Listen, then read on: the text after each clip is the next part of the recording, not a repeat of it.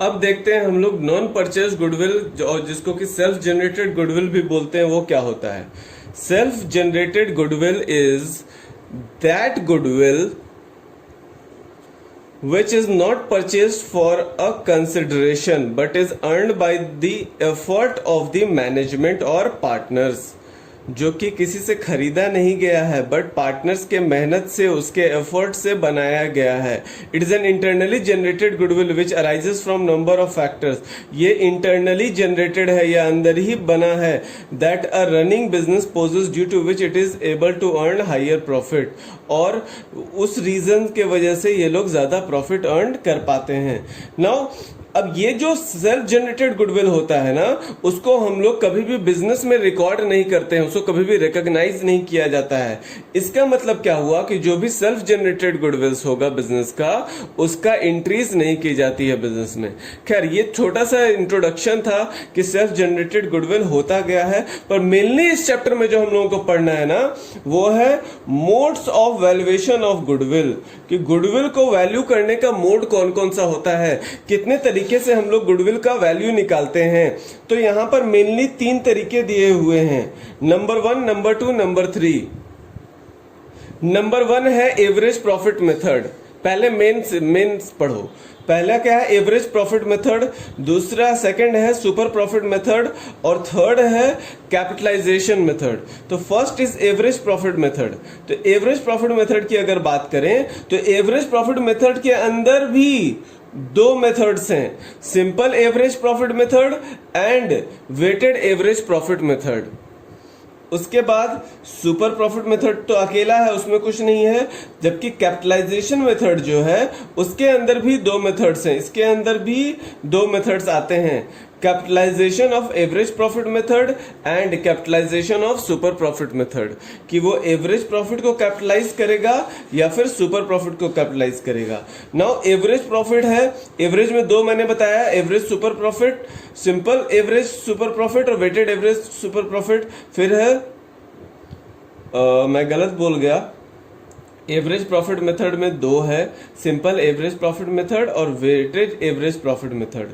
उसके बाद है सुपर प्रॉफिट मेथड, और कैपिटलाइजेशन मेथड है में क्या है? Capitalisation of average profit method. अब ये जो बोला है capitalisation of average profit method, इसने एवरेज प्रॉफिट मेथड को बोला है कैपिटलाइज करने, इसने ये नहीं बोला कि सिंपल एवरेज को कैपिटलाइज करो या वेटेड एवरेज को। मतलब ये जो capitalisation of average profit method है, इसमें सिंपल एंड वेटेड दोनों हो सकता है।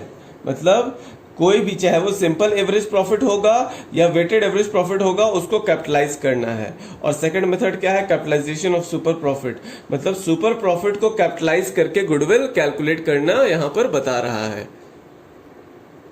तो हम लोग अपने पास फर्स्ट स्टार्ट करते हैं average profit method. Average profit method में जैसा मैंने बताया कि हम लोग सिंपल एवरेज प्रॉफिट मेथड पढ़ना है और वेटेड एवरेज प्रॉफिट मेथड पढ़ना है। No, simple average profit method का एक फॉर्मूला होता है। सिंपल एवरेज प्रॉफिट मेथड से अगर हमें गुडविल निकालना है तो उसका फॉर्मूला क्या होता है? Goodwill is equal to average profit into number of years of purchase. Simple average profit methods का अगर हमें उससे गुडविल निकालना है तो गुडविल का फॉर्मूला क्या है? Goodwill is equal to average profit into number of years of purchase. So average profit method में, एवरेज प्रॉफिट मेथड में जो फॉर्मूला होता है, सिर्फ इसमें जो 2 टाइप होते हैं, वो फर्स्ट टाइप क्या था? सिंपल एवरेज प्रॉफिट मेथड, और सेकंड टाइप क्या है? Weighted average profit method. ना, ये जो दोनों मेथड है, या ये जो एवरेज प्रॉफिट मेथड है, ये है किस लिए? ये वैल्यूएशन ऑफ गुडविल के लिए है। वैल्यूएशन ऑफ गुडविल मतलब गुडविल का वैल्यू निकालने के लिए है। तो इस दोनों मेथड के लिए हमें एक सिंगल फॉर्मूला दिया गया है। दोनों मेथड के लिए गुडविल निकालने के लिए एक सिंगल फॉर्मूला दिया गया है। गुडविल इज इक्वल टू क्या होता है? गुडविल कैसे निकलता है? एवरेज प्रॉफिट एवरेज प्रॉफिट को मल्टीप्लाई करना है number of years of purchase से। जो बिजनेस का एवरेज प्रॉफिट रहेगा उसको किससे मल्टीप्लाई करेंगे? Number of years of purchase से। मतलब जितने साल के लिए वो गुडविल खरीदा गया है उससे उसको मल्टीप्लाई कर देना होगा। Average profit into number of year of purchase. जबकि यहां पर देखो कॉमन वर्ड लिखा है, एवरेज प्रॉफिट लिखा है। इसका मतलब कि ये सिंपल एवरेज प्रॉफिट भी हो सकता है और वेटेड एवरेज प्रॉफिट भी हो सकता है। तो अगर आपको सिंपल एवरेज प्रॉफिट मेथड से गुडविल का वैल्यू निकालने बोलेगा तो आप क्या फॉर्मूला लिखेंगे? Goodwill is equal to simple average profit into number of year of purchase. और अगर वेटेड एवरेज प्रॉफिट मेथड से गुडविल का वैल्यू निकालने बोल रहा है तो आप वहां पर क्या लिखेंगे? Goodwill is equal to weighted average profit into number of year of purchase. अब ये तो हमने फॉर्मूला सीख लिया कि ये हमारा मेन फॉर्मूला है गुडविल कैलकुलेट करने का, पर पहले तो हमें एवरेज प्रॉफिट निकालना आना चाहिए कि भाई सिंपल एवरेज प्रॉफिट कैसे निकालते हैं या वेटेड एवरेज प्रॉफिट कैसे निकालते हैं। तो अब यहां देखो मैंने एक एग्जाम्पल यहां पर लिखा है। A firm had earn following profit after all adjustment. एक फर्म ने कुछ प्रॉफिट अर्न किया after all adjustment in 4 previous years. 4 साल का प्रॉफिट, पिछले 4 साल का प्रॉफिट दिया हुआ है जो कि फर्म ने सारे एडजस्टमेंट के बाद ये प्रॉफिट बचा है फर्म के पास। 2015 में उसके पास कितना प्रॉफिट था? 10,000। 2016 में 20,000। 2017 में लॉस हुआ था 5,000 रुपीज का और 2018 में 35,000 रुपीज का प्रॉफिट है। ब्रैकेट में जहां पर भी आपको अकाउंट्स में कोई भी फिगर दिखेगा तो आप उसको क्या समझिएगा? लॉस। मैंने यहां पर तो लिख दिया है लॉस, पर जरूरी नहीं है कि आपको हर जगह क्वेश्चन में लॉस लिखा हुआ मिलेगा। इसका मतलब ब्रैकेट दिया हुआ है तो आपको समझ जाना है कि वो लॉस है। तो पिछले 4 साल का प्रॉफिट जो दिया हुआ था उसमें 1 साल में लॉस भी था। आपको कैलकुलेट करने बोल रहा है firm's value of goodwill at an average of 4 year of profit. Firm का गुडविल का वैल्यू निकालने बोल रहा है 4 साल के प्रॉफिट के एवरेज पर। तो मतलब प्रॉफिट का जो एवरेज निकालेंगे ना हम लोग वो 4 साल का निकालेंगे। और 3 इयर्स ऑफ परचेज दे रखा है, दोनों अलग अलग ईयर्स होता है, याद रखिएगा। 4 इयर्स प्रॉफिट का, अगर जो प्रॉफिट का जितना साल बोलेगा उतने साल का हम लोग प्रॉफिट का एवरेज निकालेंगे। और number of year of purchase जितना बोलेगा उसको हम लोग गुडविल के वैल्यू में पुट करेंगे। दोनों अलग अलग ईयर्स होते हैं, दोनों का अलग अलग काम है, याद रखिएगा। तो हमें जो एवरेज निकालना है वो 4 साल के प्रॉफिट का निकालना है। तो यहां जो डेटा है ना, इस डेटा के अकॉर्डिंगली हम लोग सिंपल एवरेज निकाल सकते हैं। तो हम लोग सबसे पहले यहां पर सॉल्यूशन स्टार्ट करेंगे। हम लोग क्या करेंगे? सिंपल एवरेज प्रॉफिट निकालेंगे। सिंपल एवरेज प्रॉफिट को निकालने के लिए हम लोगों को क्या करना पड़ेगा? हर साल का प्रॉफिट यहां पर ऐड कर देना पड़ेगा। तो कितना आ रहा है हर साल का प्रॉफिट? 10,000 प्लस 20,000 प्लस 1 साल में लॉस था तो उसको माइनस कर देंगे, उसको प्लस नहीं करेंगे, उसको माइनस कर देंगे और ऐड कर देंगे। 35,000 का प्रॉफिट हुआ है उसको ऐड कर देंगे। तो यहां पर जो हमारे पास टोटल प्रॉफिट निकल करके आ रहा है वो कितना आ रहा है? 60,000। सॉरी, फॉर्मूला में ही यहां पे ये कर देते। अच्छा, कितने साल का प्रॉफिट हम लोग निकाल रहे हैं? 4 साल का। 4 साल का सिंपल एवरेज प्रॉफिट निकाल रहे हैं। तो 1 2 3 4 तो हम लोग डिवाइडेड बाय 4 कर देंगे सिंपल एवरेज में। अगर 3 साल का होता, 3 ही डेटा होता, अगर ये वाला नहीं है, 3 डेटा है 2015 2016 2017, तो आप लोग क्या करते? 3 का ऐड करते, डिवाइडेड बाय 3 करते। अगर 5 साल का दिया हुआ रहता तो पांचों को ऐड करते और डिवाइडेड बाय 5 कर देते। यहां पर 4 साल का था तो हमने 4 को ऐड किया और डिवाइडेड बाय 4 कर दिया। तो यहां पर अब हमारे पास क्या आ जाएगा? ₹60,000 डिवाइडेड बाय 4। तो हमारा जो सिंपल एवरेज प्रॉफिट आ रहा है वो आ रहा है 15,000। कैलकुलेट करके देख लेना आप लोग, ठीक है? ये कितना आ जाएगा? 15,000। अब हमें इसमें से गुडविल का वैल्यू निकालने बोला था 4 ईयर के एवरेज प्रॉफिट पर। तो हमने डेटा के अकॉर्डिंगली देखा हमारे क्या कौन सा प्रॉफिट कैलकुलेट हो पा रहा था? सिंपल एवरेज प्रॉफिट कैलकुलेट हो पा रहा था। हमने सिंपल एवरेज प्रॉफिट निकाल लिया है और 3 इयर्स परचेज से हम लोग गुडविल का वैल्यू निकाल लेंगे। तो अब हमारा गुडविल का वैल्यू क्या हो जाएगा? गुडविल इज इक्वल टू, हमने सिंपल एवरेज प्रॉफिट निकाल करके रखा है उसको मल्टीप्लाई करेंगे number of years of purchase से।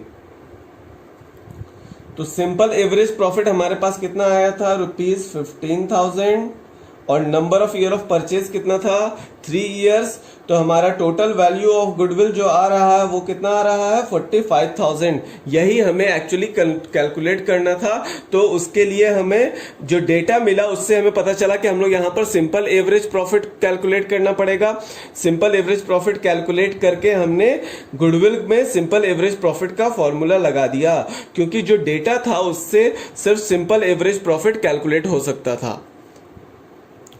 अब अगर इसी क्वेश्चन में, इन केस इसी क्वेश्चन में अगर वेट्स दिया हुआ रहता, अलग अलग साल का प्रॉफिट है और उसका वेट्स भी दे दिया, ठीक है ना। सपोज इसका वेट्स कैसे दिया हुआ है, 2015 का वेटेज है 1, 2016 का वेटेज है 2, 2017 का वेटेज है 3 एंड 2018 का वेटेज है 4। तो ऐसा जब क्वेश्चन दिया हुआ रहेगा, या तो इस तरीके से टेबल फॉर्म में दिया हुआ रहेगा, ईयर, प्रॉफिट, वेट, या फिर स्टेटमेंट में भी दे सकता है। आपको समझना पड़ेगा कि किस ईयर का कौन सा वेट दिया हुआ है। बता देगा कि 2015 का वेट 1 है, 2016 का वेट 1 है, लाइक दिस, ऐसे लिख दिया। 2015 का वेट 1, 2016 का वेट 2, एक्सेट्रा, ऐसे ऐसे करके वो आपको दे सकता है। तो हम लोग यहाँ पर वेटेड एवरेज प्रॉफिट कैलकुलेट करेंगे। अब दूसरा तरीके का सॉल्यूशन अब हम लोग करेंगे। अब यहाँ पर हम लोग क्या कैलकुलेट कर रहे हैं, वेटेड एवरेज प्रॉफिट का कैलकुलेशन कर रहे हैं। वेटेड एवरेज प्रॉफिट का कैलकुलेशन, तो जब हम लोग वेटेड एवरेज प्रॉफिट का कैलकुलेशन करेंगे तो हमें 4 कॉलम्स वाले टेबल बनाने पड़ेंगे। सबसे पहला कॉलम होगा ईयर का, दूसरा कॉलम होगा प्रॉफिट का, तीसरा कॉलम होगा वेट का, कि किस साल को कितना वेट दिया गया है, और फोर्थ कॉलम होगा प्रोडक्ट का, कि हमें उसका प्रोडक्ट निकालना है, मतलब मल्टीप्लाई करना है। तो ईयर क्या है, 2015, 2016, 2017, 2018, ये 4 साल दिया हुआ था। आप में 1, 2, 3, 4 भी दे सकता है। अच्छा, प्रॉफिट जो हमें दिया हुआ था वो था 10,000 रुपीज का प्रॉफिट, 20,000 रुपीज का प्रॉफिट दिया हुआ है, 5,000 रुपीज का लॉस दिया हुआ है, और 35,000 रुपीज का प्रॉफिट दिया हुआ है। तो इसका वेट्स भी तो दिया हुआ था 1, 2, 3, 4, हमने 1, 2, 3, 4 इसका वेट कर दिया। अब हमें प्रोडक्ट निकालना है, मतलब प्रॉफिट इंटू वेट करना है। तो हमें क्या क्या करना होगा, 10,000 इंटू इसका वेट कितना है 1, तो हमारा कितना आ जाएगा प्रोडक्ट, 10,000। ठीक है, उसी तरीके से फिर यहां पर जो है वो 20,000 है, तो 20,000 और इसका वेट कितना है 2, तो इसको मल्टीप्लाई करेंगे 2 से, तो कितना आ जाएगा ये 20,000 इंटू 2 इज इक्वल टू हो जाएगा 40,000। तो देखो हमने उसी चीज को आगे कंटिन्यू किया, और जहां पर 5,000 रुपीज निगेटिव था, 5,000 इंटू 3 निगेटिव करके हम लोग यहाँ पे 15,000 निगेटिव लिख दिया है। फिर 35,000 इंटू 4 करके हमने यहाँ पर 1,40,000 लिखा हुआ है। अब सबको प्लस करेंगे तो यहाँ पर एक निगेटिव है, मतलब 1,40,000 ऐड हो जाएगा, 40 ऐड होगा, 10 ऐड होगा, और उसमें से 15,000 माइनस हो जाएगा।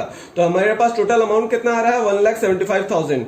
और ये जो वेट था, वेट का टोटल कितना आ रहा है 10, 4, 3, 2, 1, सबको ऐड करो तो कितना आ जाएगा 10, मतलब सारे वेट्स को ऐड कर देना है और प्रोडक्ट्स को ऐड कर देना है। तो हमने देख लिया कि हमारा प्रोडक्ट का टोटल कितना आया, वेट का टोटल कितना आया। तो मैंने यहां पर अब वेटेड एवरेज प्रॉफिट का फॉर्मूला लिख दिया। वेटेड एवरेज प्रॉफिट का फॉर्मूला क्या होता है, total of weight, total of product divided by total of weight. तो टोटल ऑफ प्रोडक्ट जो अभी हमने देखा था, प्रोडक्ट्स करने के बाद उसका टोटल कितना आया था 1,75,000, और उसको हमने उसके वेट से, टोटल ऑफ वेट से डिवाइड कर दिया, जो कि था हमारा 10, तो कितना आ गया 17,500। उसके बाद हमने गुडविल का फॉर्मूला रखा, goodwill is equal to weighted average profit into number of year of purchase. तो वेटेड एवरेज प्रॉफिट 17,500 आया, उसको multiplied by number of year of purchase, जो कि हमारे क्वेश्चन में कितना दिया हुआ था 3, तो मल्टीप्लाई करोगे तो गुडविल का वैल्यू फाइनली कितना निकल करके आएगा 52,500।